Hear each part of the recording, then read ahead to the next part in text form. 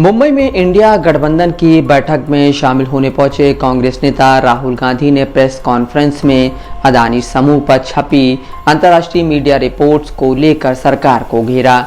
इसी दौरान कांग्रेस सांसद ने यह भी मुद्दा उठाया कि साल 2014 में अदानी समूह के खिलाफ आरोपों की जांच करने वाले सेबी के पूर्व शीर्ष अधिकारी को अब अदानी समूह की मीडिया कंपनी एनडीटीवी में निदेशक बना दिया गया है।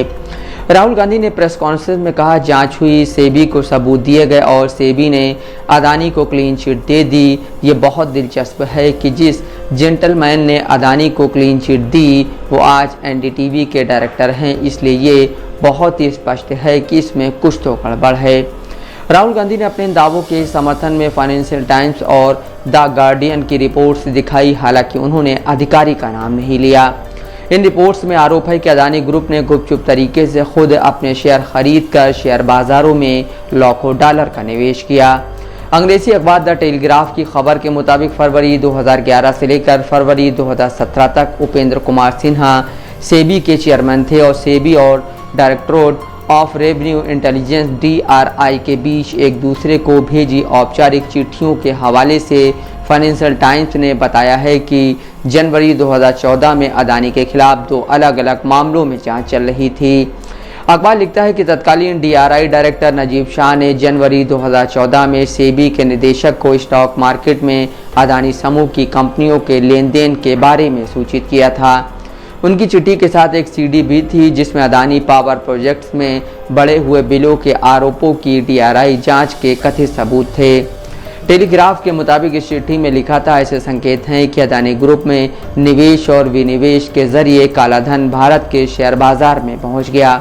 अखबार ने अपनी रिपोर्ट में लिखा है, इस चिट्ठी से संकेत मिलते हैं कि सेबी अदानी के खिलाफ जनवरी 2014 में जांच कर रहा था।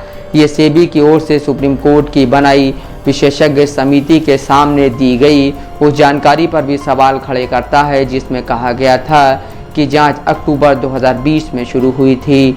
सेबी की भूमिका तब से संदेह के घेरे में आ गई है जब से सुप्रीम कोर्ट की नियुक्त विशेषज्ञ समिति ने साल 2018 के बाद से विदेशी निवेशकों से जुड़े नियमों में लगातार हो रहे संशोधनों को लेकर संदेह जाहिर किया है।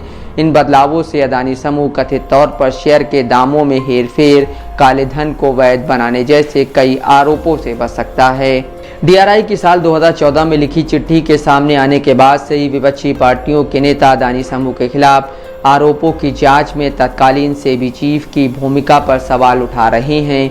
विपक्षी नेता इस मामले में संयुक्त संसदीय समिति से जांच कराए जाने की मांग कर रहे हैं। अर्थशास्त्री प्रसेनजीत बोस ने टेलीग्राफ से इस पूरे मामले को लेकर कहा, सेबी की जवाबदेही बनती है कि वो ये बताए कि कैसे पत्रकारों ने इतने ठोस सबूत जुटा लिए जबकि वो इसमें नाकाम रही। उन्होंने ये भी कहा कि नई खोजी रिपोर्ट तो सिर्फ शुरुआत है। इस मामले में अदालत की निगरानी में अदानी समूह की लिस्टेड कंपनियों का स्वतंत्र ऑडिट कराया जाना चाहिए। जॉर्ज सोरोस के स्वामित्व वाली संस्था OCCRP की रिपोर्ट में कहा गया है कि अदानी परिवार से जुड़े लोग मॉरिशस की फर्म के जरिए सालों तक अपारदर्शी तरीके से अदानी ग्रुप के ही शेयर खरीदते रहे। ये वो समय था जब अदानी ग्रुप की कंपनी तेजी से आगे बढ़ रही थी और वो देश के सबसे अमीर शख्स बन गए थे। इस रिपोर्ट को ब्रिटिश अखबार गार्डियन और फाइनेंशियल टाइम्स ने छापा है। अदानी समूह ने इस रिपोर्ट को खारिज किया है और इसे आधारहीन हिंडनबर्ग रिपोर्ट की पुनर्जीवित करने के लिए जॉर्ज सोरोस की संस्था और विदेशी मीडिया के एक वर्ग की कोशिश बताया है। अंग्रेजी अखबार द इंडियन एक्सप्रेस की खबर में बताया गया है कि संयुक्त अरब अमीरात और ताइवान के 2 नागरिकों ने अडानी ग्रुप के शेयरों में बड़ा हिस्सा लिया हुआ है। अखबार कहता है कि दोनों व्यक्तियों का संबंध बरमूडा की एक निवेश कंपनी से है और दोनों ने इस फंड से अडानी ग्रुप के शेयरों में बड़ी हिस्सेदारी ले रखी है। आरोप ये भी हैं कि दोनों का संबंध गौतम अडानी के भाई विनोद अडानी से है। विनोद अडानी से करीबी रखने वाले इन दोनों लोगों में UAE के नासिर अली, शाबान अहली और ताइवान के चोंगचुंग लिंग शामिल हैं। नफीस अहमद, दस्तक लाइव न्यूज़।